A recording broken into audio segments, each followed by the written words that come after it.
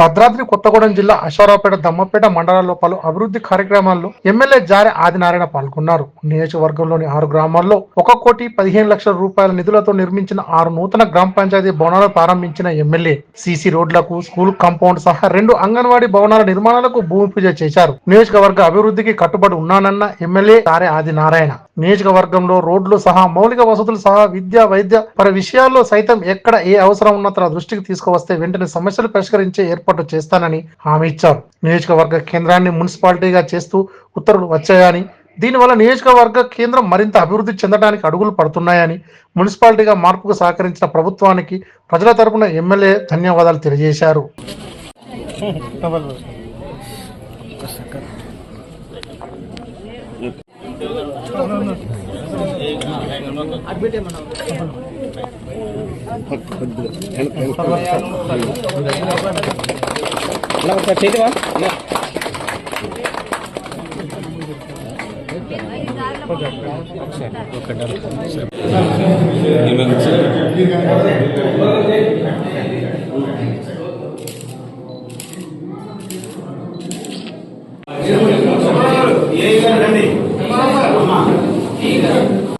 కింద పెట్టి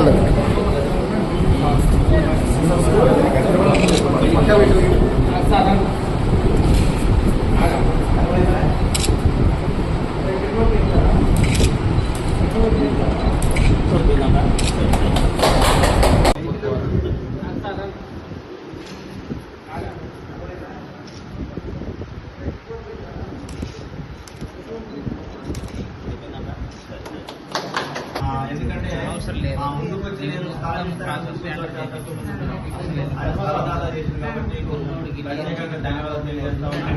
అలానే ఇంకొక మాట ఇస్తున్నానమ్మా, ఈ పంచాయతీలో వాస్తవానికి నేను మిమ్మల్ని మున్సిపాలిటీ కలపాలనుకుంటున్నాను. నేనే వద్దని పక్కన పెట్టినా, మీరంతా ఇబ్బంది పడుతున్నారు పక్కన పెట్టిన వాస్తవానికి మున్సిపాలిటీ మీ గ్రామం కలవాల్సింది పక్కన పెట్టినా, ఆ మున్సిపాలిటీ మీ గ్రామం కలవాలి రాసుకోండి.